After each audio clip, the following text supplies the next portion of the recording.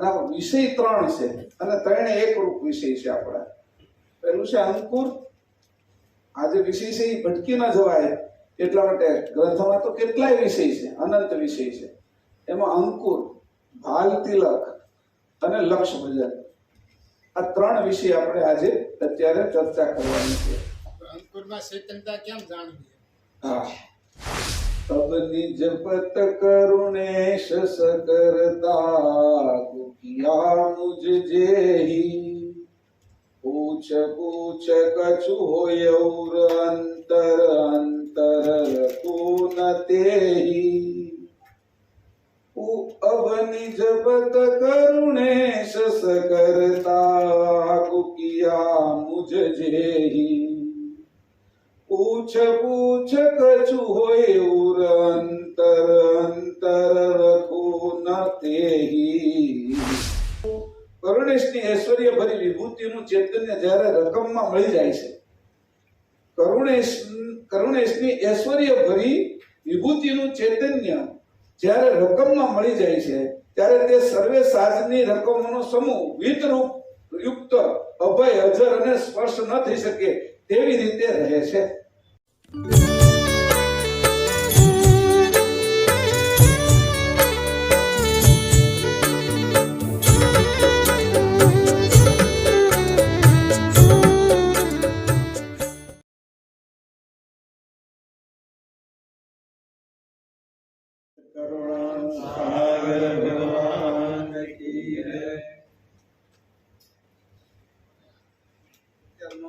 આપણો જે વિષય છે, ત્રણ વિષય ઉપર આપણે પ્રશ્નોત્તરી કરવાની છે. એમાં ખાલી પ્રશ્નોત્તરી નહીં હોય, ચર્ચા એ છે.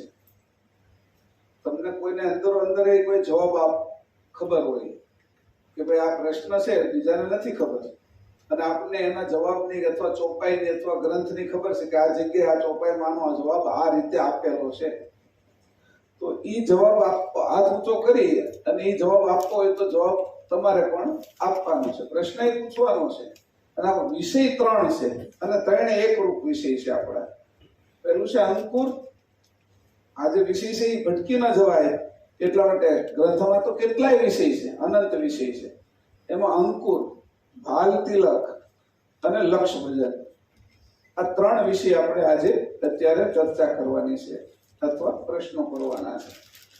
લક્ષ ભજનની અંદર જે કઈ આપણે તકલીફો થતી હોય, અંકુર વિષયની અંદર કઈ સમજવામાં કઈ લાગતું હોય, કોઈને એ વિષયમાં 16મા સિદ્ધાંત ને વિશ્વબ્રહ્મમાં લઈને કઈ વાત કરવી હોય, તો આમાં બધાએ બોલવાનું છે. બધાને છૂટ છે. તમે જે અભ્યાસ કરો છો ને એને ક્યાં સુધી તમારો અભ્યાસ બધાનો થયો છે એ એકબીજાને જાણવા મળશે. એટલે આપણે ત્રણ વિષય છે. પહેલો કયો છે એ તમે બોલતા જાઓ. પહેલો વિષય જોરથી બોલવાનું છે. પહેલો વિષય. બીજો ભાલ તિલક. જોરથી બોલવાનું. 2 વાર એટલે બોલાવું કે તમે અહીંયા રહ્યો ને એટલે તમને એવું લાગે મોપાટ લેવડાવો. મોપાટ નહીં, જ્યાં કેન્દ્રિત થઈ જાય આપણે. સમજાણું? ફરીથી પૂછું. પહેલો વિષય ફરીથી. પહેલો વિષય. બીજો અને ત્રીજો આ લક્ષ ભજન. એટલે તમને બધાને ખબર છે કે આ ત્રણ વિષય ઉપર આપણે વાત કરવાની છે. બરાબર? તમને એવું લાગે કે મોપાટ બોલાવે, અમે તો બધા મોટા થઈ ગયા, આ નાના હતા તો બરોબર હતા સ્કૂલમાં, પણ એવું નથી. આપણે જ્યાં હોય ને ત્યાં હાજર રહીએ. જો આમ ન કરીએ ને તો આપણે બીજા વિચારમાં ચડી જઈએ. એટલા માટે આપણે થોડા સાવધાન રહીએ. એટલે બોલો, અંકુરના વિષયમાં કોઈને કઈ મગજમાં આવે છે? જીવાભાઈ હોતી કહેવાના છો અંકુરના વિષયમાં. તમે નહીં બોલો તો એ હોતી પ્રશ્ન પૂછે તો તમને એમને લાગશે કે તમને બધાને આવડે જ છે, એટલે પછી છે કે તમારા અંકુરમાં ચેતનતા કેમ જાણવી? હા, અંકુરમાં ચૈતન્યતા કેમ જાણવી એનો વિષય શું છે? કારણ કે 3-4 વિષય તો સીધા સમજાય છે આપણે. જે નીચે જાય છે એ નૂરતા નક્કલ કામ કરે છે, વૃક્ષને ઉપરની સાઈડમાં લઈ જાય છે, આરત ને ઐશ્વર્યતા કામ કરે છે. હવે 2 વિષય એવા છે જે નહીં, આરત અને સુરતા બે ઉપર જાય છે. ઐશ્વર્યતા અને ચૈતન્યતા આ બે વિષયો છે કે ઈ સમજવા જેવા છે. એટલે ચૈતન્યતાને કેવી રીતે જાણવી ઈ કયો. હાલો વાંધો નહીં. હવે હું વાત કરું છું કે ભાઈ આપણે 16મો અંકુરનો જે અંકુર વિશે જે 16મો સિદ્ધાંત છે એ કેટલા જણાએ વાંચેલો છે? અંકુર વિશેનો સિદ્ધાંત છે. થોડો હાથ ઊંચો હરખો કરજો, હું કાઢવાનો છું. 1 2 3 4 ને 5 મૂકી દો. અંકુર વિશે છે. અંકુર છે શું? તો આમાં થોડી ચોપાઈ હોતી વાંચી લો એટલે તમને ખબર પડી જશે. અંકુર છે એમાં ચૈતન્યતા છે એ કેવી રીતે જાણવી. મુદ્દો એવો છે કે અંકુરમાં ચેતન કરે છે કઈ રીતે. અંકુરને આપણે સાંજે મગ ચણા ફણગાવવા માટે પાણીમાં પલાળી દીધા, સમજી લો 8 વાગે બેને પલાળી દીધા. તો કયા સમયે રાત્રે 2 વાગે 1 વાગે 3 વાગે એની અંદરથી ફણગો ફૂટે છે? કયો સમય છે એ ફણગો ફૂટે છે? એ 1 સેકન્ડ જ છે. તે ફણગો ફૂટવાનું તો આપને ખબર નથી, પણ સવારમાં એ ઉગી ગયા હોય ત્યારે ખબર પડે કે આ ચણા મગ ફણગી ગયા છે એમ કઈ ખરા. પણ કયો એ સમય છે કે જેના કારણે એ ફૂટ્યું? એટલે કીધું ચૈતન્યતા. હવે એના વિશે અહીંયા વિશ્વભ્રમની અંદર વાત કરી છે કે આ વિષય શું છે કે આ તમે જે અમને કહો છો 16મો સિદ્ધાંત છે એને પ્રશ્ન પૂછે છે. આ વાંચવો જરૂરી છે એટલા માટે કહું છું. સિદ્ધાંત 16 અથશ્રી કરુણેશ કૃપાનિધિ સંવાદે અંકુર ઉદ્ભવ કો ષોડશ સિદ્ધાંત નિર્ણય. અંકુર કઈ રીતે ઉત્પન્ન થાય છે એમ પૂછ્યું. હવે કીધું કે આપણે કેમ ઉત્પન્ન થાય છે એ વાત નથી કરતા. ઘાટ કેમ ઉત્પન્ન થાય છે એ વાત નથી કરતા. અંકુર કેમ ઉત્પન્ન થાય છે એનો મારો પ્રશ્ન છે. એટલે એને કૃપાનિધિ પ્રશ્ન પૂછે છે. આમાંથી તમને થોડીક વસ્તુ જાણવા મળશે કે अब निज पत करुणेश सकरता किया मुझ जेही पूछ पूछ कछु होय और अंतर अंतर रखू न तेही अब निज पत करुणेश सकरता किया मुझ जेही पूछ पूछ कछु होय और अंतर अंतर रखो न तेही अंतर रखो न तेही. આપણો પ્રશ્નોત્તરીનો કાલાશ ક્યાંથી આવ્યો કે આ જે કૃપાનિધિ અને કરુણેશ પ્રશ્નો પૂછે છે ને એમાંથી આપણે આ લીધું છે. કઈક પ્રશ્ન પૂછી તો ખબર પડે ને. હવે ચૈતન્યતા છે એ શું છે? એ જે પ્રશ્ન છે કે ચૈતન્યતા સમજવી કેમ અંકુર વિશે. એટલે મારી જે સામાન્ય ભાષાની અંદર કહું છું, બીજા કોઈને આવડતું હોય તો કહેવાનું છે. અત્યારે કમલેશભાઈ માઇક આપો ને કમલેશભાઈ. હા પણ તોય ત્યાં આ ચૈતન્યતા વિશે પ્રકાશ પાડો જ જોઈએ આપણે તમારા જે વાંચનના આધારે. એટલે કે પ્રશ્ન ખરો પ્રશ્ન કર્યો છે. श्रीमद करुणा सागर भगवान की जय, सतगुरु देव की जय, सर्व संतन की जय, सत्य वंश. હવે અંકુરમાં ચૈતન્યતા શું છે? જે અંકુર પૃથ્વીની અંદર કે પાણીની અંદર ઉગી નીકળે છે, કર્તાની નિજ ઉપજણના કારણે ઉગી નીકળે છે. પણ જે અંકુરમાંથી કર્તાની સંકલ્પરૂપી સમૃદ્ધિ પ્રમાણે થડ, પાંદડા, ફળ અને ફૂલ કે જે કંઈ પણ બહાર દેખાય છે અંકુરમાંથી રૂપાંતર થયા પછી એ ચૈતન્યતા આવ્યા પછી થાય છે. એ દેખાય છે કે અંકુરમાં ચૈતન્યતા મુદ્દો એનું રૂપાંતર થયું એ વખતે ખબર પડે છે. આપોઆપ અંકુર પોતે કહી શકતું નથી કે હું ચૈતન્ય છું. કારણ કે જ્યારે અંકુર બન્યું ને ત્યારે સાક્ષી આપવા માટે ફક્ત પરમ ગુરુ અને કૈવલ હાજર છે. એમની બેવની નજરની સમક્ષ અંકુર બનાવવામાં આવ્યું છે. એટલે એ મુદ્દો લક્ષ્ય ભજનનો ગુઢાર્થ મુદ્દો છે જે આપણે બધા દર વખતે પૂછે જ છે. ચૈતન્યતા શું ચીજ છે?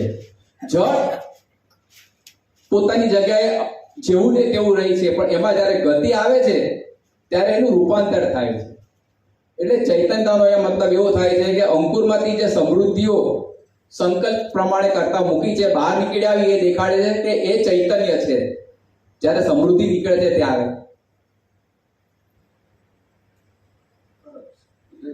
આગળ કઈ કહેવાનું છે? હવે અહીંયા એની કીધું છે કે આ અંકુર છે એ કેવું છે, અને અંકુરની અંદર ચૈતન્યતા કઈ રીતે મૂકેલી છે. તો અહીં એક 16મા સિદ્ધાંતની અંદર 28મી ચોપાઈ એવી રીતે આપી છે.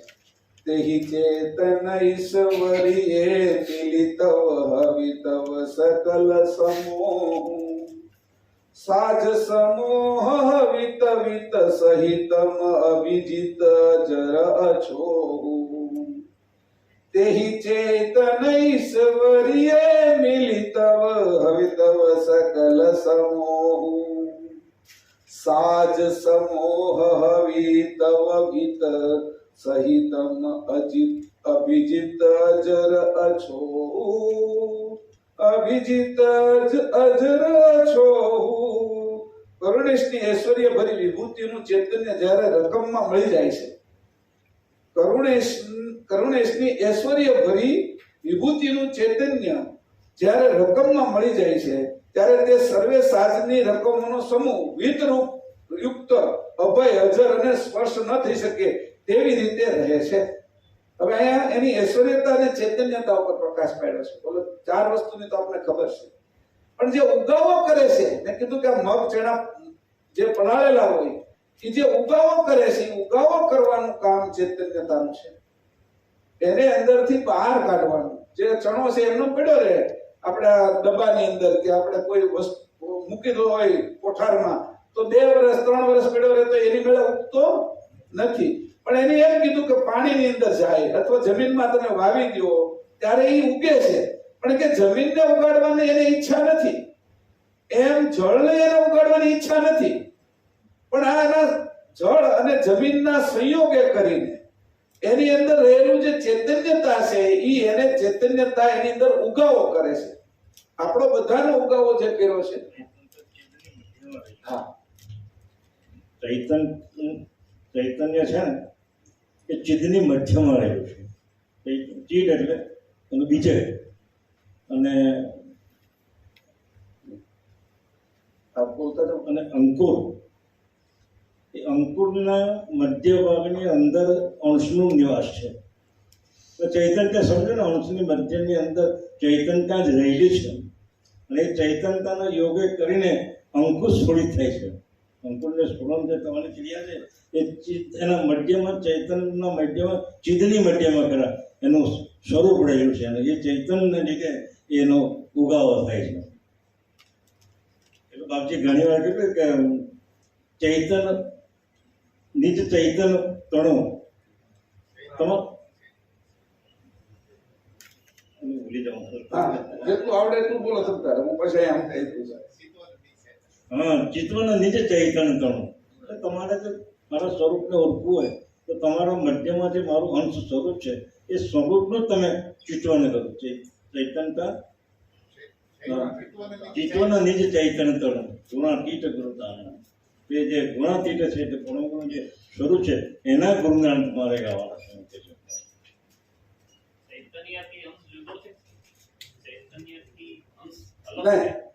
અલગ નથી. અને અહીંયા સમજાવીએ કે હવે અહીં કીધું કે ચિદ મધ્ય છે એ ચૈતન્યતા રહે છે. તો મધ્ય એટલે કયો ભાગ છે? આપણો ચણો છે એને ફણગાવી છે અથવા આપણે ગોટલું વાવીએ છીએ, એની મધ્યની અંદર એટલે 2 ભાગની વચ્ચે એની મધ્યની અંદર એ ચિદ રહેશે કે, અને ચિદ શું છે તો કે 7મો જે આપણો અંકુરી દેહ છે એનું અંતસ્કરણ છે. સાંભળજો, મન છે એ સ્થૂળનું, બુદ્ધિ સૂક્ષ્મનું, અહંકાર કારણનું, ચિત્ત મહાકારણનું, નચિત પરમ કારણનું, ચિદાભાસ છે એ પ્રણવ દેહનું, અને ચિદ છે એ અંકુરી દેહનું છે. આ અંતસ્કરણ છે. હવે કાર્ય કોણ કરાવે છે? જે કામ કાર્ય આપણે બધા જે કઈ કામ કરી છે અંતસ્કરણ કરાવે છે. દરેક ઇન્દ્રિયને કાર્ય કરાવવાની પાછળ કોણ છે? કે ઇન્દ્રિયોની ચાસણી કોણ લે છે? મન. મનની ચાસણી કોણ લે છે? ગુણ. ગુણની ચાસણી કોણ લે છે? અવ્યાકૃત. અવ્યાકૃતની ચાસણી લે છે નિરંજન, હટાવીને લે છે. અને નિરંજનની ચાસણી કોણ લે છે? તે કે આત્મા. અને આત્માની ચાસણી પરમાત્મા. પરમાત્માની ચાસણી અપૂર્ણ બ્રહ્મ. અને બ્રહ્મની ઉપર અંશ છે એ ઉપર ચલો આ ચાસણી લે છે. આ વાત તો આપણે ચાસણી વિશે વાંચી. હવે આ ચાસણી છે એ જ્યાં સુધી પહોંચે છે એમાં છે એ આ ઉપરનો જે વ્યવહાર હાલે છે એ અંતસ્કરણ ચલાવે છે. હવે ચિદ અંકુરની મધ્ય છે અને ચિદ છે એ ચૈતન્યતાથી ભરેલું. ચેતન જુદો છે, ચૈતન્યતા અલગ છે. વાત સમજી લીધી. ચેતન છે એ અંશ છે અને ચૈતન્યતા છે એ એની વૃત્તિ છે. અહીંથી એમના રિમોટ કંટ્રોલ થી આપણે કંઈક બંધ કરીએ એસી કે એવું, તો એ વૃત્તિ જાય છે. હું તો જાતો નથી ત્યાં, હું તો અહીંયા અંશ એનાથી અલગ છે, પણ વૃત્તિના કારણે એસી બંધ થઈ જશે, પંખો બંધ થઈ જશે. તો વૃત્તિ છે એ જે વૃત્તિ છે એ પણ એટલી ચૈતન્યતા વાળી છે. એ વૃત્તિ છે એ અંકુરની અંદર આવી, અંકુરમાં અંશ નથી આવ્યો. આ ચૈતન્યતા છે એને ઉગાડવાનું કામ કરે છે. આ વાત સમજી લીજો. ઉગાડવાનું કામ ચૈતન્યતા કરે છે અને એ ચિદ અંતસ્કરણ એની અંદર છે. એટલે એ એટલું સૂક્ષ્મ છે કે આપણે ક્યારે ઉગી નીકળે છે, ક્યારે ફૂટીને બહાર નીકળે છે એની ખબર પડતી નથી. એ બે પેકિંગ છે એના. ચણાના બે ભાગ છે. દાળ એટલે એક અને બે, એક બાજુ પુરુષ છે, એક બાજુ સ્ત્રીનો ભાગ છે. એટલે નર અને નારીની વચ્ચે જે બાળક રહે છે એ અદ્રશ્ય છે.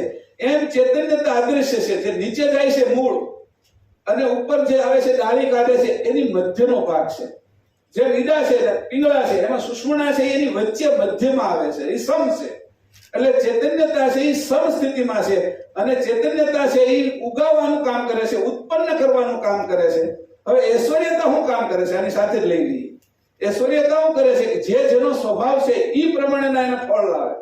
તમે જે અંકુર વાવ્યું છે લીમડાનું, તો તમને છે એ ત્યાં જાંબુડા ના મળે. કેમ કે ઐશ્વર્યતા એની અલગ ભરેલી છે.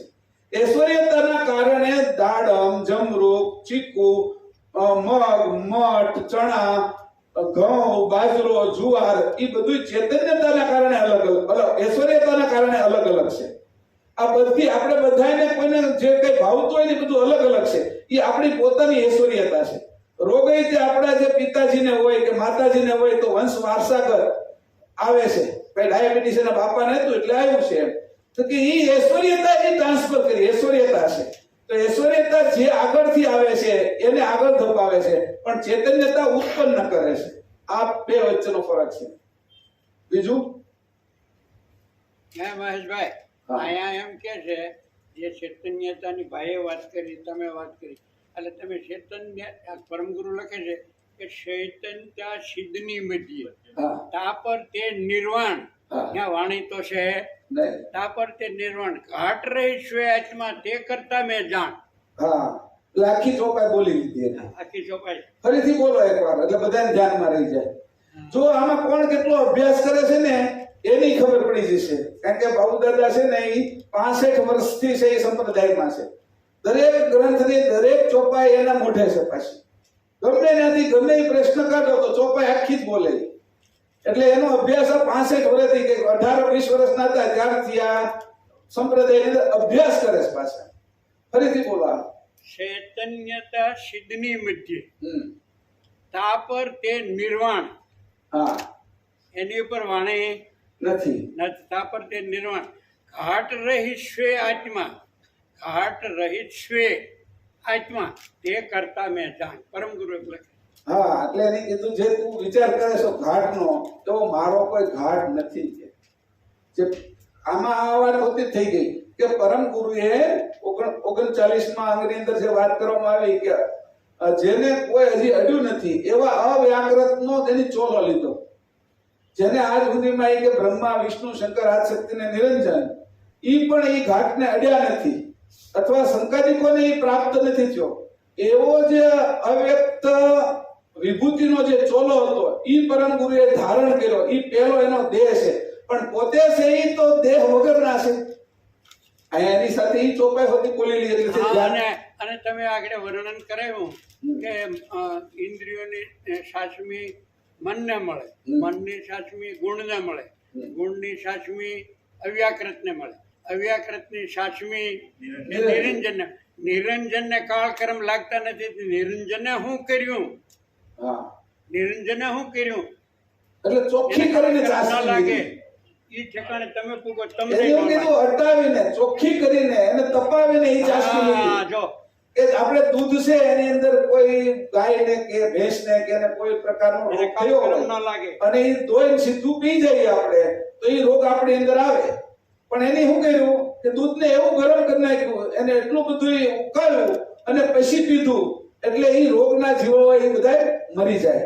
એટલે નિરંજનને કાળ કર્મ નથી લાગતો. કારણ કેમ કે અવ્યાકૃતની જે ચાસણી છે એ સીધી ન પીધી. હા, પાણી આપણે પીએ અમુક સમયે એવું સીધું પાણી ન પીવું કે કેમ તો કે એમાં અંદર બેક્ટેરિયા તે હોય અમુક સમયે ચડી ગયેલા તો એને તમે ઉકાળીને પીવો હોય કે એટલે એ બધાનો નાશ થઈ જાય. અટાવી અને એને ઉકાળી અને એ ચાસણી લીધી. એટલે કોઈ પણ વસ્તુ તરત ને તરત કોઈના વિચારો ન પકડી લેવા. એમાં વિચાર કરવો કે આ વિચારોને ચોખ્ખા કરીને મારે જોઈએ છે. બધી વસ્તુ ચોખ્ખી કેમ લઈએ આપણે? ડાઘા પડી ગયેલા કપડા હોય, કોઈ ડાઘા પડી ગયેલા હોય તો આપણે નથી લેતા, પહેરતાય નથી. પછી વાસણ છે એ હેઠું હોય તો આપણે એ વાપરતા નથી. કેમ કે કોઈ વાપરેલું છે એમાં એ આપણે નથી લેવું. તો એવી રીતે કોઈ વસ્તુ વાપરેલી છે તો એને તમે ચોખ્ખી કરો કોઈની કોઈ રીતે અને પછી એને વાપરો તો એની અસર તમને ન થાય. એમ અવ્યાકૃતે જે ચાસણી તત્વોની લીધી હતી 3 ગુણની, 3 ગુણ જે કીધું કે સત્વ રજો અને તમો ગુણની ચાસણી લીધી હતી એની અંદર હજી એના તત્વો હતા પણ એને બાળી દીધા અને ચોખ્ખું કરીને પછી એનો ઉપયોગ કર્યો. એમ આ રીતે અવ્યાકૃત સુધી હતું. પછી નિરંજને જે સાચવી લીધી એને વિમળ કરી નાખી, આ વિમળ થઈ ગઈ એટલે ચોખ્ખી કરી નાખી. ચોખ્ખી કરી નાખી. આપણે થાળી કોઈની વાપરેલી હોય તો ચોખ્ખી કરીને પછી ઉપયોગ કરી શકીએ. તો એવી રીતે ચાસણીનો ઉપયોગ કર્યો. પછી કોઈક વાત લાવ્યો હોય ને ભાઈ આવી આ વાત કરે છે એમ તો એ વાતમાં કેટલું વજૂદ છે, એની વાત કેટલી સાચી છે એની અંદર તપાસ કરીને પછી આપણે લઈ. આ લોકો સાક્ષીને કોર્ટની અંદર કેસ આલે બંને જણાના. એક છે એ અપરાધી હોય અને એક કેસ કર્યો હોય તો 2 જણાના કેસ આલે તેમાં સાક્ષીને પાછા મૂકે. એટલે જેના વકીલ હોય ને એ સાક્ષીની ઉલટ તપાસ કરે. ભાઈ તમે ત્યાં ઊભા હતા કે તમે ત્યાં શું કામ ગયા થાય કે શું કારણ હતું? તેને એની વાહેનું કારણ કે હું મારી બેનના ઘરે જતો હતો અને એની અંદર આ રસ્તામાં 4 રસ્તા આવે છે તો એ સમયે હું ત્યાંથી નીકળ્યો ને એ સમયે આ ગુનો કરેલો છે. એ ઉલટ તપાસ કરે કે આ ખોટો તો સાક્ષી નથી ને, આની વાત તો ખોટી નથી ને. તો ઉલટ તપાસ કરતા જે એમાંથી ખોટી બાબતો એની કાઢી નાખે. એટલે સાક્ષીને હોતી સોગંદ લેવડાવે કે ગીતા ઉપર હાથ રાખો, કુરાન ઉપર હાથ રાખો, બાઇબલ ઉપર હાથ રાખો, જે જેના ધર્મને માનતો હોય એની ઉપર હાથ રાખીને સોગંદ લો કે હું જે કાંઈ કહીશ સાચી જુબાની આપીશ, સાક્ષી સાચી આપીશ. તો એવી રીતે કોઈ પણ વાત કરે છે એની વાતની અંદર એનો અનુભવ છે, એનું વજૂદ છે, આ વાંચેલું કે છે, આ અનુભવેલું કે છે, આ આપણે કામનું છે, આ નકામનું છે, એની સમજણ આપણે હોવી જોઈએ. એવી રીતે ચાસમીને જુદી પાડતા આવડવી જોઈએ, એમ સમજણને પણ જુદી પાડતા આવડવી જોઈએ. એટલે આપણે ખબર પડી જાય કે આમાં જે સમજણ છે એ કોની છે? બ્રહ્મજ્ઞાનીની સમજણ છે, સગુણના ઉપાસકોની સમજણ છે કે આ સમજણ કેવલ જ્ઞાનની છે. આ 3ને જુદું પાડવાનું. જુદું પાડતા જયારે શીખશું ને ત્યારે એવું કીધું હંસ ગતિ ઉત્પન્ન થાય. દૂધની અંદર તો પાણી હોય જ પણ પાણીને કાઢીને દૂધ પી જવું એને કીધું હંસ ગતિ છે. આવી હંસ ગતિ જેને ઉત્પન્ન થઈ છે એ વાતની અંદરથી મૂળ વસ્તુ કાઢશે જે એને ઉપયોગમાં આવે. હંસની પરમ ગુરુ શોપાય લખી છે હંસ ગતિ મત જેહની શાહદર કરે સ્નેહ નીર તજીને પીએ ખીરને સંત સેહાના તે. હવે એને કીધું આવા હોશિયાર, સહ્યાના એટલે હોશિયાર. સંત કોણ હોશિયાર છે કે નીર તજી દે અને એની અંદરથી ક્ષીર એટલે જે મૂળ દૂધ છે ઈ પીવે. એની એ રીતે જે આપણે સંસારમાં હોય તો આપણે સહી ચૈતન્યતા સિવાયના જે વિષયો છે એને બાદ કરી દેવા જોઈએ. ધીરે ધીરે એને ઓછા કરતા જવા જોઈએ. આપણે ચૈતન્યતા કોણ આ વિષયમાં જાણે છે, કોણ એવો છે કે ત્યાં જઈને આપણે સત્સંગ કરી. હમણાં અહીંયા ઘણા લોકો કીધું ને કે ભાઈ અમે સરહદથી આવી છીએ. શું કામ આવ્યા? તો કે આટલા બધા લોકો હતા ને અહીંયા શું કામ આવ્યા છો? તો કે અમને એ ખબર પડે છે કે આ વસ્તુ અહીંથી જાણવા મળશે, અહીંથી આ જાણવા મળશે. ઘણા અમે હીરા લેવા જતા હોય તો અમે આફ્રિકા, રશિયા ત્યાં જઈએ છીએ. કેમ? એટલે પથ્થર જેવા જ હીરા છે. અહીંથી આ પથ્થર મળે તે લઈ લો ને. અહીંયા છે એ પોખરાજ મળે છે, પછી પન્ના મળે છે, માણેક મળે છે, ગાર્નેટ મળે છે. એ આની કરતા આની જેવા જ તે હોય છે, સ્ફટિક જેવા. પણ કે એની કિંમત નથી થતી, હીરાની જ કિંમત થાય છે. અને મૂળ હીરાની જે કિંમત થાય છે ત્યાં સુધી આપણે પહોંચવું પડે.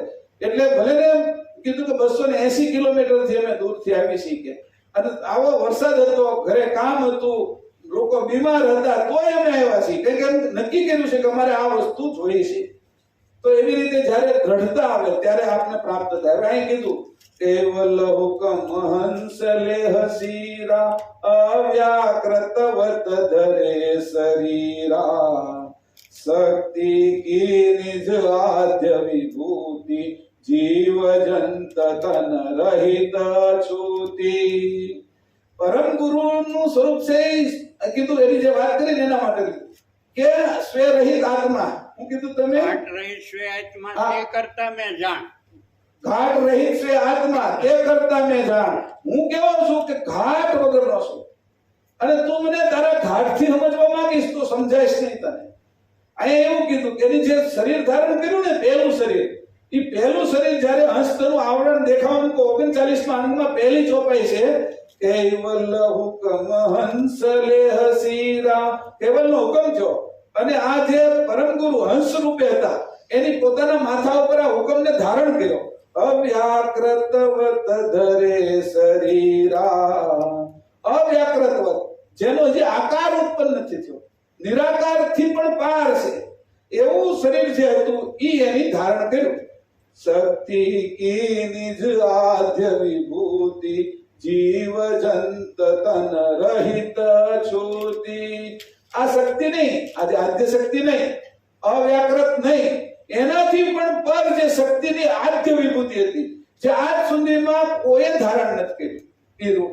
એનું શરીર કોઈ ધારણ, એવા સરસ કપડા હતા એ કપડા કોઈ નથી પહેરેલા, રાજા મહારાજાઓએ નહોતા પહેરેલા. ઈ જેની પહેર્યા એવા જે કપડા હતા અવ્યાકૃત રૂપી કે જીવ જંત એને અડ્યા નહોતા, એની જાણતા નહોતા, એવું એની શરીર લીધું. હવે અહીં વાંચું છું બીજી ચોપાઈ. સો વિભૂતિ કે નહીં સુર શેષા બ્રહ્મા વિષ્ણુ ને મહાવેશા. સો વિભૂતિ નહીં દશ અવતારા જાકુ સમરત સૌ સંસારા. એવું શરીર એને ધારણ કર્યું. ઈ શરીર વગરના હતા. હવે વિચાર કરો, આવું શરીર છે, એના વગરના જે પરમ ગુરુ હતા એને આપણે કેવી રીતે જાણી શકીએ? એટલે એને અહીં આવીને આવરણ લેવા પડ્યા. ત્યારે એ આપણી સામે રજૂ થયા, ત્યારે 18 ગ્રંથો કીધા, ત્યારે નરવેદ સાગરને મળી ગયા, ત્યારે હજરતબાને મળી ગયા, ત્યારે રઘુરામજી મહારાજને મળીને અહીં આવીને ભેટી ગયા, ત્યારે ઉમરામાં આવી શક્યા. અને અત્યારે અહીંયા પરમ ગુરુ હોય તો આપણે કેટલા જોઈ શકીએ? અદ્રશ્ય જે પરમ ગુરુ છે વાસ્તવમાં છે જ, પણ આપણી કેટલાની નજર છે કે અહીંયા હોય એને આપણે જોઈ શકીએ? કે આપણે અગર એ ચશ્મા જ નથી, આપણું લોહી હોય ને એની અંદર આપણે ટાઇફોઇડ થયો હોય, આપણે મેલેરિયા તાવ આવ્યો હોય, ડેન્ગ્યુ થયો હોય, એના જીવડા હોય, પણ આપણું લોહી આપણે હાથમાં લઈને એ જીવડાને જોઈ ન શકીએ. એટલે આપણે લેબોરેટરીમાં એને બ્લડ ટેસ્ટ કરાવવા આપીએ, લેબોરેટરી કરાવવા. તો લેબોરેટરી વાળા સૂક્ષ્મદર્શીથી એને જોવે અને એનો અભ્યાસ કર્યો હોય તેને ખબર પડે, ત્યારે એમ કે તમને છે એ ડેન્ગ્યુના આટલો ડેન્ગ્યુ થયો છે, અને એના ઉપરથી તમને આપણે દવા લઈએ ડેન્ગ્યુ હારો થાય. આપણા લોહીની અંદર આપણે જોઈ નથી શકતા, કારણ કે આપણી મર્યાદા બહુ નાની છે, આપણે વિશેષ વસ્તુને જોઈ શકતા નથી. એટલે પરમ ગુરુને આવું સ્વરૂપ લેવું પડ્યું. અને એ તે છે બ્રહ્મા વિષ્ણુ, આમાં લખ્યું છે વિભૂતિ કે નહીં સુર શેષા. શેષ નાગે એ વિભૂતિ ધારણ નથી. સુર એટલે જે નિરંજન પુરુષ છે, બ્રહ્મા વિષ્ણુ ને મહાવેશા. 100 વિભૂતિ નહીં 10 અવતારા. 10 અવતાર પણ આ વિભૂતિનો ચોલો પહેરીને આવતા નથી કે જાકુ સમૃદ્ધ સૌ, આખું જગત તો એનું સ્મરણ કરે છે. આમ જો તો રામ રામ રામ રામ જય શ્રી કૃષ્ણ શરૂ કરે ને બધા લોકો, કે આ 10 અવતારનું રાત દિવસ સ્મરણ કરે છે. ઓમ નમઃ શિવાયના જાપ જપે છે, બ્રહ્માના મંત્રો બોલે છે, વિષ્ણુ સહસ્ત્ર નામ બોલે છે. પણ એ કે આ બધું જ જે બોલવામાં આવે છે એ કે જાકુ સમૃદ્ધ સૌ સંસાર આય કે એ પણ આ જે મેં વેશ ધારણ કર્યો ને એને અડી શકતા નથી કે. પણ એ વેશથી કે હું તો અલગ છું બસ એમ કીધું. આ વેશથી અલગ છું. જો આ વાત સમજાશે તો ચૈતન્યતા શું છે એની ખબર પડશે કે આ અંકુરમાં ચૈતન્યતા પડે. અંકુર તો દેખાય છે, આમાં કીધું છે અંકુર તો હું જોઈ શકું છું કે, પણ અંકુરની અંદર તમે સમૂહ શું કર્યો છે કે જેના કારણે ઉગી નીકળે છે. 10 વર્ષ પડ્યું હોય અંકુર, અને 10 વર્ષે તમે એને વાવો, યોગ્ય વાતાવરણ આપો, તો એ 10 વર્ષે ફૂટી નીકળે. ઘણી વખત ધરો છે ને એમાં 5-5, 6-6 વર્ષ સુધી વરસાદ ન થયો હોય કે અમુક જગ્યાએ પાણી ન પડ્યું હોય તો એ ધરો છે એ ધૂળ જેવી થઈ ગઈ હોય, પણ એની ગાંઠ છીરી છીરી રહી ગઈ હોય, આપણે એમ લાગે ધૂળ જ છે, પણ પાણી પડે ને ત્યાં પાછું ઉગવા પડે. તો કે જુઓ તો ખરા અંકુરની અંદર સંભવ હું કર્યો છે તમે કે એટલા સમયે પાછું ઉગવા મળે છે. તો અંકુરની આ ગતિ એની મૂકી છે કે ભાઈ આ ઉગાવો અંકુર વિશે મૂક્યો છે. ત્રીજી ચોપાઈ વાંચી લો એટલે આગળ પછી આવી. જો વિભૂતિ ઈશ્વર નહીં પાવે તો જીવન કી કુન બસાવે, તે વિભૂતિ કે સજિયા સાજા કૈવલ કે હંસન કી કાજા. પરમ ગુરુ હંસ રૂપે હોય તો પરમ ગુરુ નથી હોતા. વાત સમજો. ઈ જ્યારે પહેલો આવો દેહ ધરે છે ત્યારે પરમ ગુરુ રૂપ આમ શરૂ થાય છે કે આપણા માટે તારો આ હુકમ થયો છે કેવલનો. ઈ એનું કેવલનું બીજું જ રૂપ છે, પણ એ બીજું રૂપ એનાથી છૂટું કેમ પડે છે? આપણું બાળક છે ને એ આપણું જ રૂપ છે, પણ આપણામાંથી નીકળ્યું છે એ છૂટું કેમ પડે છે? કે એ જ રીતે કેવલ કરતા ને પરમ ગુરુ એકમેક છે, જુદા નથી. છતાં એ જો કેવલ કરતા એમનેમ રહે તો અહીંયા આપણે કોઈ એને જાણી શકીએ નહીં. એને ત્યારે જાણી શકીએ કે એ આપણી જેવા થઈને આવે, આપણી જેવી વાણી બોલે. મેં કીધું કે નિર્વાણ વાણી બોલે, આકાશવાણી કોઈ અવાજ થતો હોય તેને આપણે જાણી શકતા નથી. બે કીડીઓ વચ્ચે વાત હાલતી હોય ને એ વાત જે કરે એને અશ્રાવ્ય ધ્વનિ કહેવાય. અશ્રાવ્ય સાંભળી ન શકાય છતાંય અવાજ હોય, એ બે સાંભળીએ તો એવો ઝીણો અવાજ છે એ આપણે સાંભળી નથી શકતા. એટલે આપણી મર્યાદા છે, પણ હંસની કોઈ મર્યાદા નથી. ઘાટની મર્યાદા છે, હંસની મર્યાદા નથી. આ બધા ઘાટથી હંસ તો પર છે. જ્યારે કેવલ કરતાના ચરણમાં જશે અને અંકુરને બરાબર સમજશે તો અંકુર વિશે જે મસાલો ભરેલો છે એમાં હું કઈ રીતે છું એની એને ખબર પડશે. આ તમને કદાચ સમજાશે નહીં, થોડુંક અઘરું લાગશે વિષય, પણ છતાં હું આજ કહી દઉં છું. આજ નહીં તો કાલ તમને સમજાશે. આજે જે ચર્ચા કરી હોય ને એ કરે નાનો સમય અમુક સમયે ન સમજાય, પણ પછી પાછું સમજાય કે આ વાત આ સમયે જીવણભાઈ અને મહેશભાઈ બેઠા હતા, આવી વાત થઈ હતી. હવે આના વિશે કઈ બીજો વિશેષ કઈ કહેવાનું હોય તો અંકુર, પછી બીજો વિષય હતો આપણો એને મહેશભાઈ હા. તમે સમજણ વિશે તો પાઠ આપો છો અને સમજણ વિશે સમજાવો છો.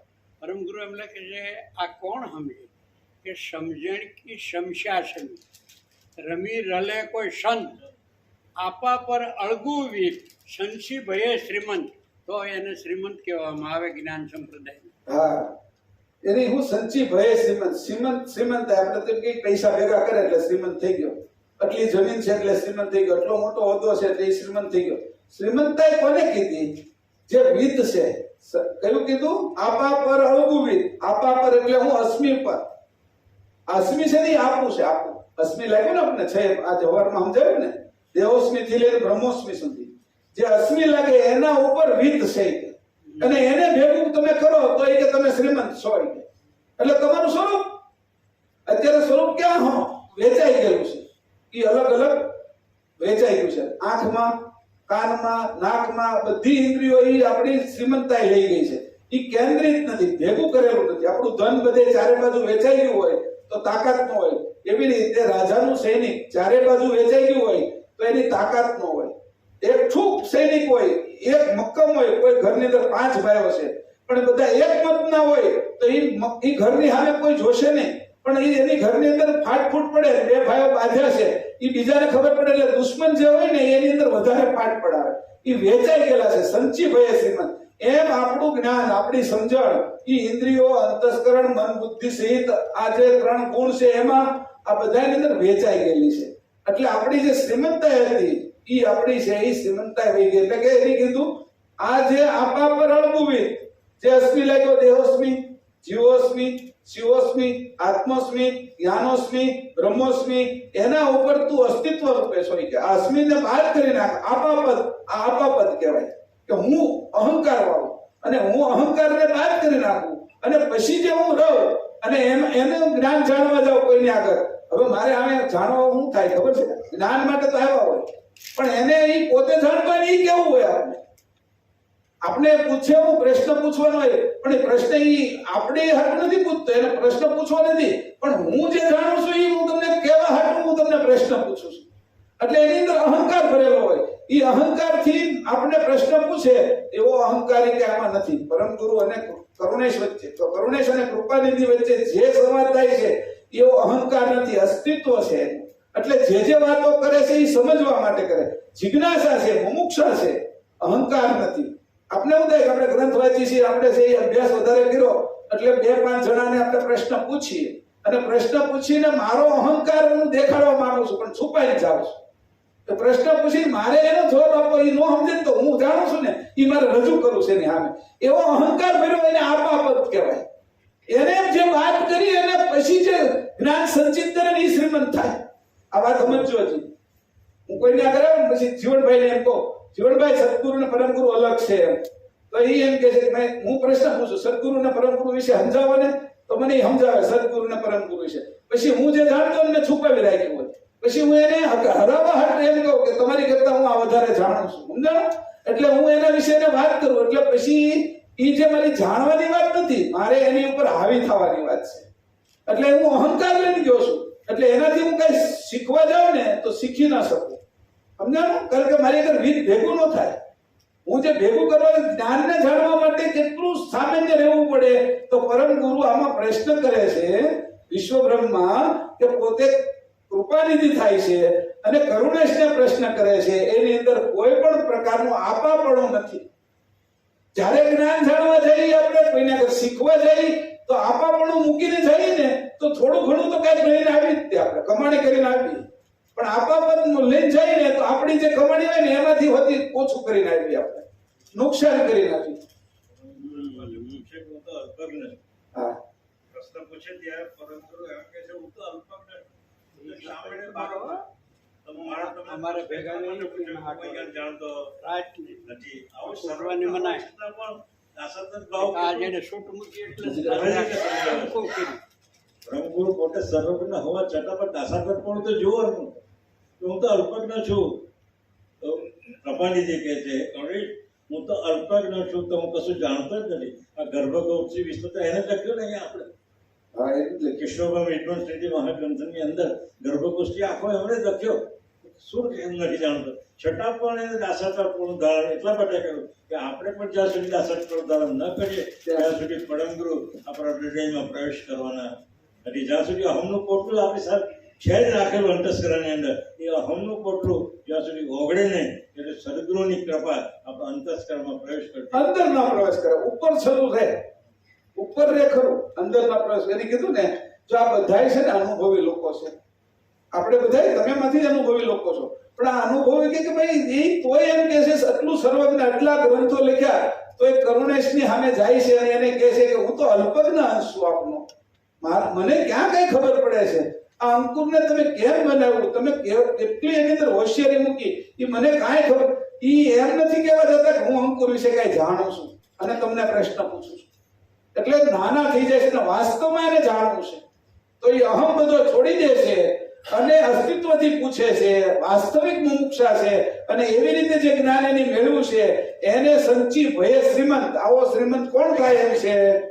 એની જે કીધું ને ચોપાઈ કે આવી રીતે શ્રીમંતાઈ પ્રાપ્ત કરો, એ કે પૈસા પ્રાપ્ત કરવા એને શ્રીમંતાઈ નથી કીધું, એ કે સમજણને પ્રાપ્ત કરો. પણ આપણે હોશિયાર કેવા છીએ, આપણી સમજણ બીજા ઉપર નાખવા જાય અને એ રીતે શીખવા જઈએ તો આપણું લીન જાય છે. એટલે જ્યારે આપણે શીખવા જઈએ કઈ હાવ સામાન્ય બનાવથી શીખવા મળે, અતિ સામાન્ય વ્યક્તિ આપણે શીખવાડી જાય. કારણ કે પરમગુરુ અને સદગુરુ બે સ્વરૂપ કેવા છે, એ કે વ્યાપક છે, એ માપક ઘાટવાળા નથી. તને કોઈ પણ જગ્યાએ જાણ આપી દેશે, કોઈ પણ જગ્યાએ સમજણ આપી દેશે. એવી રીતે સમજણ ભેગી કરવાની, એટલે મારી હારે 24 કલાક પરમગુરુ રહેશે, મારી હારે 24 કલાક સદગુરુ રહેશે. આ જેને ભાવ છે એને ગમે નથી સમજવા મળે, પણ જેને એમ છે કે હું જ ગુરુ છું, મને જ બધું આવડી ગયું છે, એને તેની આગળ છે ને ખીચામાં ઈ હોતી વપરાઈ જાય, ઈ ખાલી થઈ જાય છે. બરાબર. પરમગુરુ એટલે કે સૈતર શીત શરણે આવીશું. કોણ આ પરમગુરુ પાસે રાખીએ કે એ સૈતર શીત શરણે આવીશું, શેણો ખસે નહીં આજ. અવર ન દેખું તુમ સમ, બીજો નહીં ભગવાન. ક્યાં કીધું? ચેતન ચિદ શરણે શરણે વસ્યું. પછી હું કીધું ચૈતર ચિત્ત શરણાવે છું, શ્યાણું ખસે નહીં આ. શેનું છે જે કે અણુ જેટલું ઈ મારું ચિત્ત છે ઈ તમારી અંદરથી ખસતું નથી, કે અણુ જેટલું હવે આગું જતું નથી. પછી હું કીધું શ્યાણું ખસે નહીં. અવર ન દેખું તુમ સમ, તમારી જેવા હવે તમારી સમાન હું કોઈને જોતો નથી. તમે જ સકર્તા છો, તમે જ કેવલ છો, અસર પ્રતિવર્તા ધર્મ. અને સત્ય પ્રતિવ્રતા ધર્મ પાળવે અસર. કે બીજો કોઈ મારો ધણી નથી, તમે જ ધણી છો. તમારી સાથે જ મારો પતિવ્રતા ધર્મ છે. એવું જે અંશને થઈ ગયું છે એનું સેજ અમથું ખસતું નથી, કે એને ઈ આ રીતે જ્યારે જોયે તે સાચો પતિવ્રતા ધર્મ પાળતા એને આવડી ગયો. જો આ બધી ચોપાઈઓ છે અંદર લખે. પછી હું પરમ ગુરુ કહે છે કે કો હમ કો કે આ કોણ ન જાણી શકે, આ કોને ખબર ન પડે, ગમે એટલા વરા વ્યા જાય છે. કો હમ કો કીર્તાર, નરણે નહીં નિર્ધાર, આ દંત અદબજ સલી, જન્માથી મેર્યાવતી, આ દંત અદબજ સલી, એનું કહત સંસાર. એ કે આ આખો સંસાર છે અદભુત, કોઈને સમજણ નથી. જેમ છે જતમત, જેમ છે એમ કોઈને ખબર નથી. આદબદ આદ્યંત અદભુત ચલી, જેનું કહત સંસાર. આ સંસાર છે કે એમાં કઈ સાર નથી. આ સંસાર હેઠો ઉતરી જાય તો અસાર બાજુ વયો જાય છે. આમાંથી કોઈ અંશે થવાની ગતિ કરે તો સાર વસ્તુ એને મળે. પણ મેં એને કીધું શરત શું છે? એને એમ કીધું કે ભાઈ હું તો તમારો અલ્પજ્ઞ અંશ છું. આવો જ્યારે ભાવ નિરંતર રહેશે ત્યારે આપણી ઉપર કૃપા, કરુણા, દયા એ જે કરવી હોય એ આપણે 24 કલાક કરે છે. પછી પરમ ગુરુ શું કહે છે કે જુગ દેખન, હવે આ બધું રણ ઢણન જોયું. પાર નહીં એટલો ભગવાન, પાર નહીં એટલી દેવીઓ, રાતો કરેલો પાણો, કે જુગ દેખન હમ આઈએ કહન અગમ કી બાત, બહુ ભાત દેખ આય પછ ગયે, કહો ધરત નહીં નહીં કાન. કાન. એ કે બધી રીતે બધા પચી ગયા છે કે સંસારમાં. કોઈ બાપ થઈ ગયો છે, કોઈ માં થઈ ગઈ છે, કોઈ દીકરો થઈ ગયો છે, કોઈ કાકા થઈ ગયા, કોઈ ભત્રીજા થઈ ગયા, કોઈ મામા થઈ ગયા, કોઈ ભાણિયો થઈ ગયો, કોઈ શેઠ થઈ ગયો, કોઈ નોકર થઈ ગયો. પચી ગયા છે કે આમાં, આ સંબંધોમાં. આ ધરતી મારી થઈ ગઈ છે, કોઈની થઈ નથી, પણ તોય વેમ રહે છે કે આ મારી છે. આ ધરતી મારી નથી તો આ ધરતી ક્યાંથી મારી થાય? તો એ કે આમાં પચી ગયા. જેમ પાણી છે એ માટીમાં પચી જાય એમ સંસારની અંદર બધા પચી ગયા છે. કે કોઈ ધરત નહીં કાન. તો આવી હું વાત કરું છું, કાન ધરતા નથી. જુઓ તો ખરાય કે આ સંસારમાં આપણે જઈને કેવલ જ્ઞાનની વાતો કરો ને, પછી તમે જો સંપ્રદાય ના હોય તો કઈ સમજીએ કે, પણ હાવ ન હોય તો તમને કાને ધરે નહીં. જવા દે ભાઈ, તમે પછી વાત કરજો. કોઈ કાન ધરતું નથી. આવી વસ્તુ સામે દેવા જ આવી છે, પણ કોઈ લેતું નથી. કે કોના ભાઈ હોય કે આ વસ્તુ હાથમાં આવે. પછી શું કહે છે કે જુગ જાહેર બાહેરમય, ગુરુ મહારાજ બોલે છે કે જુગ જાહેર બાહેરમય, અનભે કયો અવાજ, સરળ મુમુક્ષ શુદ્ધ છીટે, સુનત જાય ભાવ ફેર. હવે જે આ ચોપાઈઓ બધી એની જે કાઢી છે તે કે ખાલી સરળ અને મુમુક્ષુ હોવું જોઈએ. છૂટાપી એટલે બોલું છો. અમે બે અહીં કેટલા વર્ષ થયા, બોલવાનું નહીં, ઈ જ બોલે ઈ જ સાંભળવાનું. યાર યાર. શુભ શુભ. હા બોલો. આની આ ચોપાઈ કરી અને પરમ ગુરુ એને કીધું ને કે પરમ ગુરુ અહીં હોય તમે કેમ જાણો? એ ચોપાઈ નાનદાસ બાપુ બોલ્યા. બોલી નાખો હવે. હા નકરી પાછું નહીં. અલંકાર અંકુર કે કરતા કહેવલ એક. અલંકાર અંકુર કે કેને કહેવો? અલંકાર પાવડો, કોદાળી અને હળ ને કળિયા ને. નજીક રાખો. બોલો આમ રાખો. જુગ જાહેર બાહેરમય, અનભે કયો અવાજ, સરળ મોક્ષ શુદ્ધ છીટે, સુનત જાય ભાવ ફેર. બ્રહ્મ ભવાટી વર્ણની પ્રસરણ દ્વૈત વિનોદ.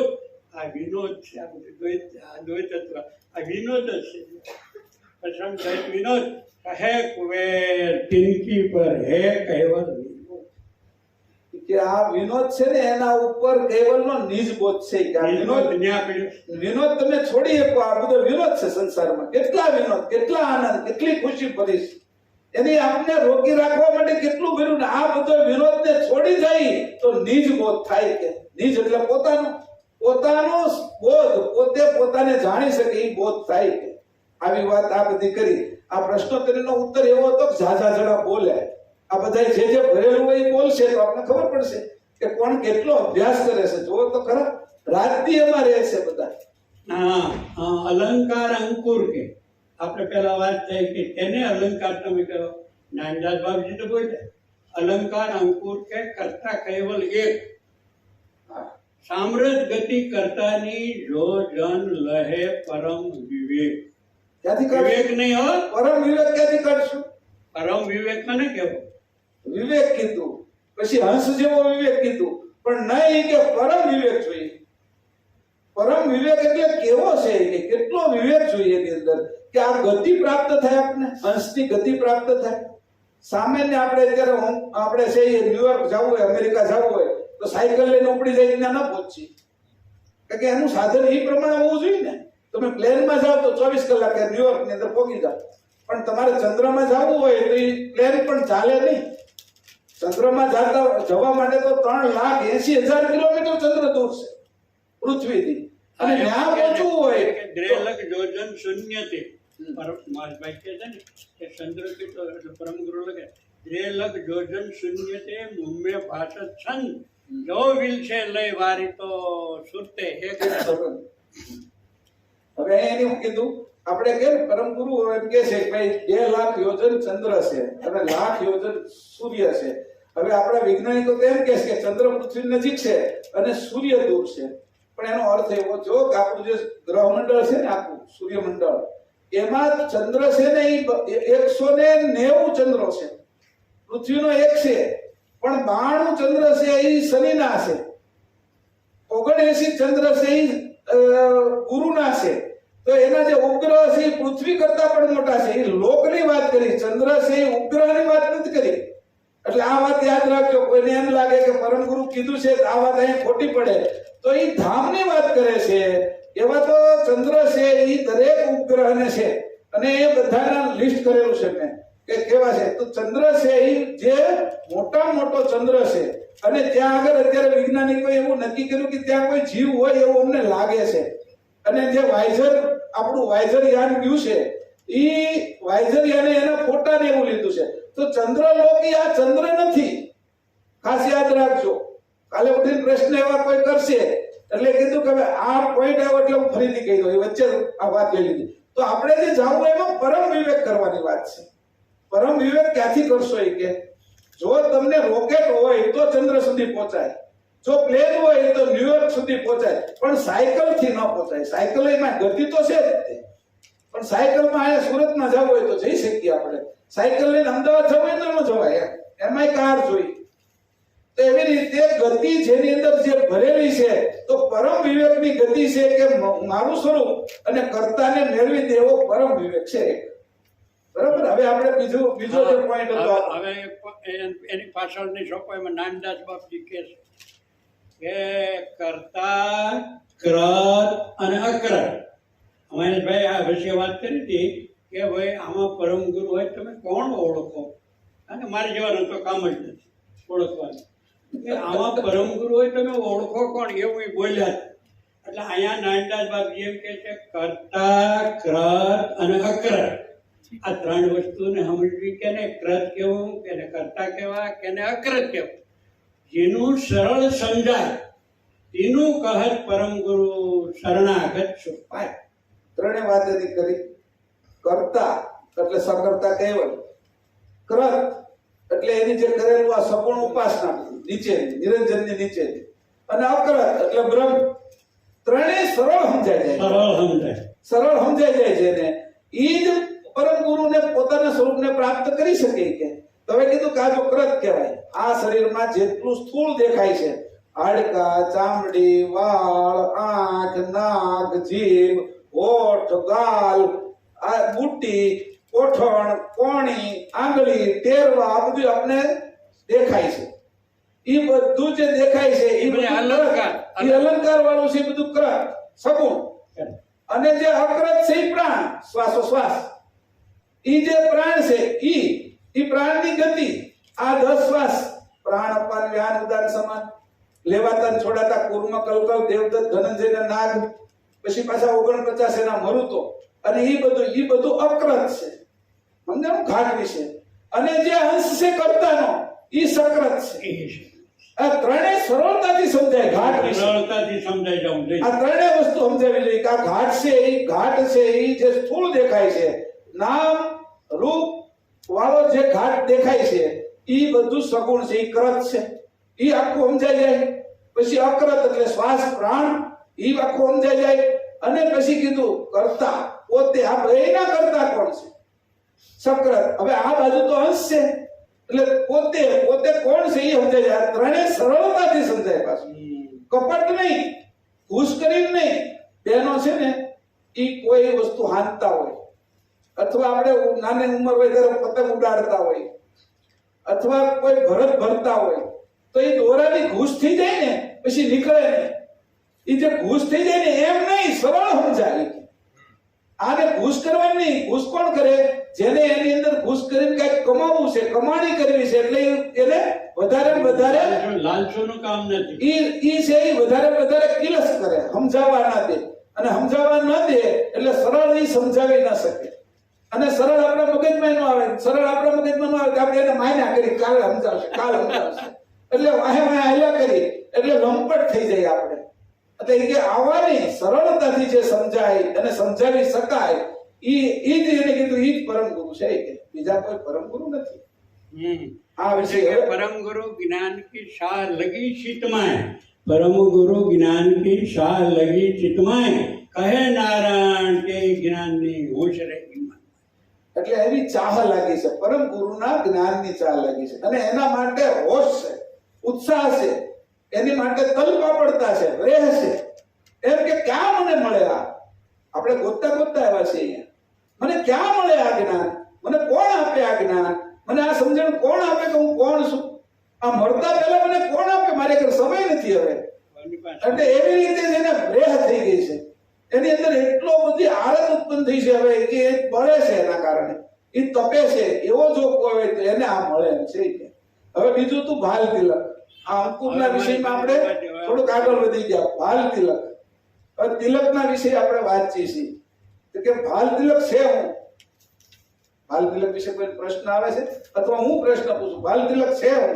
हाँ महेश भाई, तिलक बाल विशाल लोचन अधुर अनुपम शोभितम निजानंद घनश्याम मूरत संत जन के मन लोभितम पाण जोड़ी सिर नाई सेवक दास नारायण करे विनती मागू प्रेम भक्ति प्रेम। हाँ ये छोपा है આ શરણ સેવા તમે બોલ્યો આખું.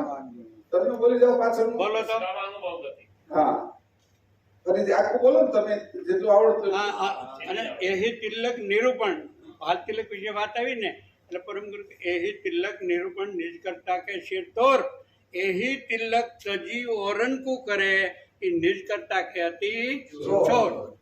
આ હવે એ કીધું કે આ ભાલ તિલક છે. પરમ ગુરુનો ગ્રંથો વાંચ્યા, પરમ ગુરુનો સત્સંગ તમે સાંભળ્યો, ગ્રંથો વાંચી અને મંદિરો આ જે આ ઉમરા જેવી જગ્યા છે પવિત્ર એની ઉપર બેઠા અને તમે ભાલ તિલકને તજી દો તો કરતાના છોડ। એટલે કે છોડી દો. ભાલ તિલક તમે છોડી દો હોય કે ભાલ તિલક એટલે ગતિ. બાહિર ભાલ બાર ભાલ તિલક સંપ્રદાયની નિશાની છે.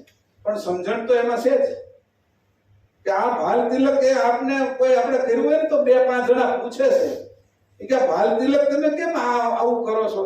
ત્યારે આપણે એને સમજાવવાનું મન થાય છે. એટલે એકવાર ગોવિંદ ભગત છે એને મને પૂછ્યું, પ્રશ્ન કર્યો કે મહેશભાઈ આ તિલક તમે શેનું કરો છો? તો મેં કીધું જો આ ઓલું ઉપર પીળું છે ને એ મારા બાપા છે અને વચ્ચે જે લાલ છે ને એ મારી માં છે. કારણ કે એને બીજા વિષયમાં ના સમજાવી કે તમે મા બાપનું તિલક કરો છો કે આ નગરનો મોટામાં મોટો માણસ હો એને પૂછ્યું ઉભા રાખી એટલે પછી પાછા ફરીથી મળ્યા કે મને આ ભાલ તિલક વિશે તમે કયો ને કયો કે હમણાં અઠવાડિયા 10 દિવસ પહેલા કે મને ભાલ તિલક હું છે એ કયો. એ તો રાજ્યસભાના મેમ્બર છે ત્યારે અને મોટા વ્યક્તિ ગણાય સમાજની અંદર.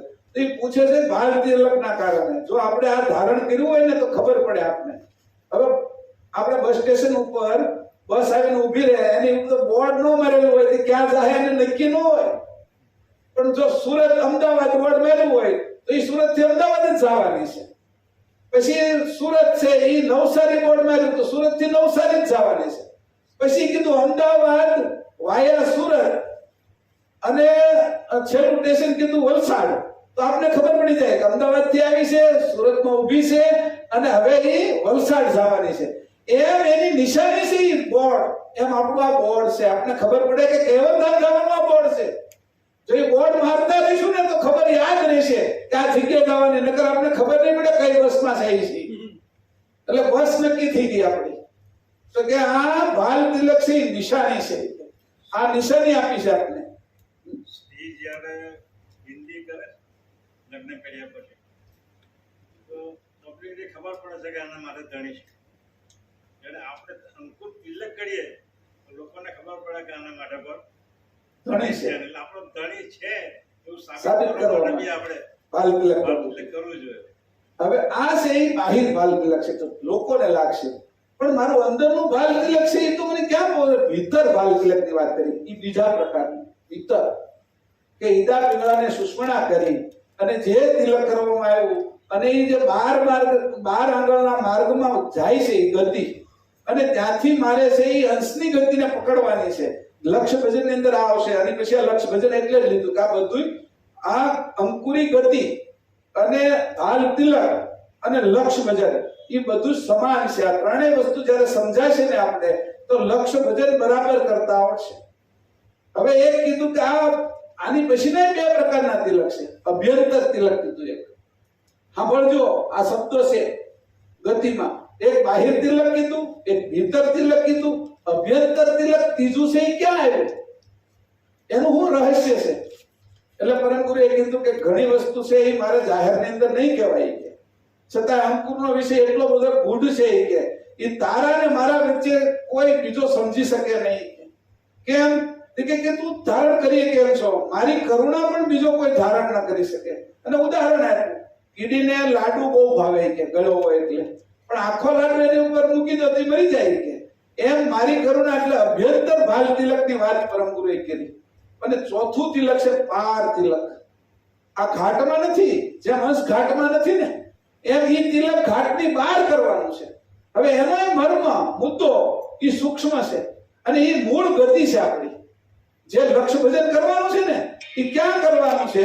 તો ક્યાં બાહ્ય છે? તો બાહ્ય તો લોકો નામ બેહો તો 48 મિનિટ દેખાય, પણ તમે અંદર શું કરી રહ્યા છો એ કોઈ થોડી શકે જોઈ શકે છે. તમે બહાર બેઠા તો દેખાય બધાય, પણ અંદર તમારું ભજન કેવું ચાલે છે એ તો કોઈ જોઈ ન શકે. તમે હું વિચાર કરો છો, તમારું ચિંતન કેવું હાલે છે? તો ઈ જે ભજન છે એ ભીતર બાલ તિલક છે. ઈડા પિંગળાને સુષ્મણા કરી નાખી. અને અભ્યંતર બાલ તિલક છે એ વૃત્તિ રૂપે છે કે સુરતા અને વૃત્તિને જે ભેગી કરે છે એ અભ્યંતર બાલ તિલક છે. એનું રૂપ કેવું છે? અને બહિર બાલ જે કીધું પાર તિલક છે એ અંશ અંશીને એકતા કરાવે છે. જેમ આયા બે સ્ત્રી પુરુષની એકતા છે, સૂર્યચંદ્રની એકતા છે, એવી રીતે જે મૂળ એકતા કરાવે છે પરમ ગુરુ, મૂળ એના ચરણમાં જવાનું એ પાર તિલક છે. એટલે 4 પ્રકારના તિલકનો આપણે મહિમા અત્યારે સાંભળ્યો. પછી તમે એના વિશે વિચારજો. એક બહિર તિલક જે દેખાય છે એવું ચંદન અને રક્ત ચંદનનું, રક્ત એટલે લાલ અને ચંદન એનું દેખાય છે. પછી એની કીધું જે ઈડા અને પિંગળા, ગરમ નાડી અને ઠંડી નાડી એ જ્યારે સમ થાય છે એ ભીતર બાલ તિલક છે. અને અભ્યંતર બાલ તિલક છે એ સુરતા અને વૃત્તિ એક થાય છે ત્યારે થાય છે. અને પાર તિલક અંશ અંશી જ્યારે મળે છે ત્યારનું તિલક છે.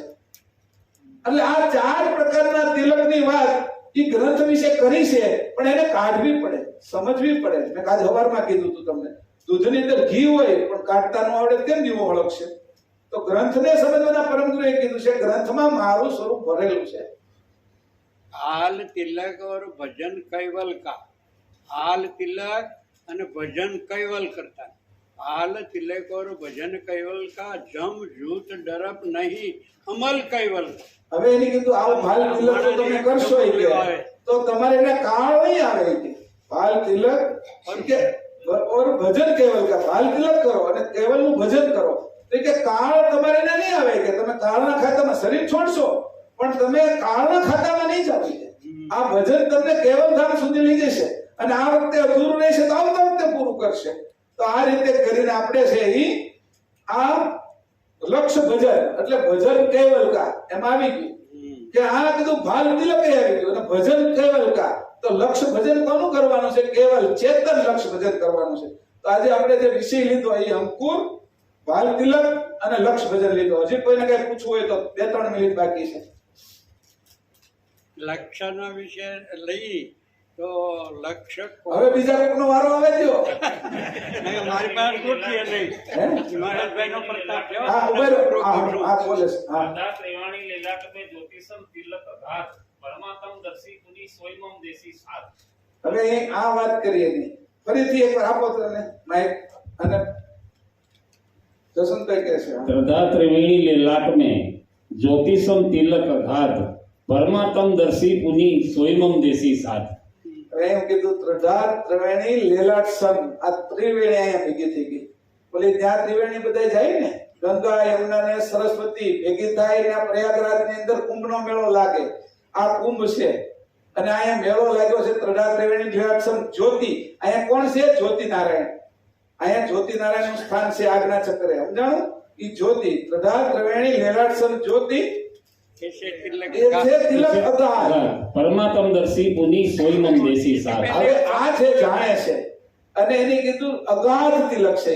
જેમ કીધું અગાધ મોત, અગાધ ગતિ, એમ તિલક નું નામ અગાધ પાડી દીધું કે આવું અગાધ તિલક છે કે. અને ઈ મારા દેશમાં આવવાને લાયક છે. ઈ મારા દેશમાં એને પરવાની છે. એને વિઝા આપી દીધા છે કે એને હું પરમિશન આપું છું કે ઈ મારા દેશમાં આવી શકે ઈ કે. આવી રીતે જેનો અભ્યાસ કર્યો છે ઈ કે એવા જે તિલક કરે છે, તિલક કરતી વખતે આ જોવે છે અને અનુભવ કરે છે કે તિલક કરતી વખતે અનુભવ આવો કરે છે તો એને પહોંચતા વાર નથી લાગતી. કેવલ ધામ ની અંદર કેવી રીતે પહોંચે છે કોઈને ખબર પડતી નથી. અને કેવલ ધામ જેમ મકરતાર જોડેલો છે એ રીતે કેવલ ધામ ની સાથે જ એની સુરતા છે. આ રીતે વાત કરી. આપણે 4 વાગી ગયા છે અને આપણે અહીંયા આ શ્રેણી જે કહેવાય પ્રશ્નોત્તરી સાથેની ચર્ચા છે એને પૂરી કરી છે. મને મજા આવી. શ્રીમદ કરુણા સાગર ભગવાન કી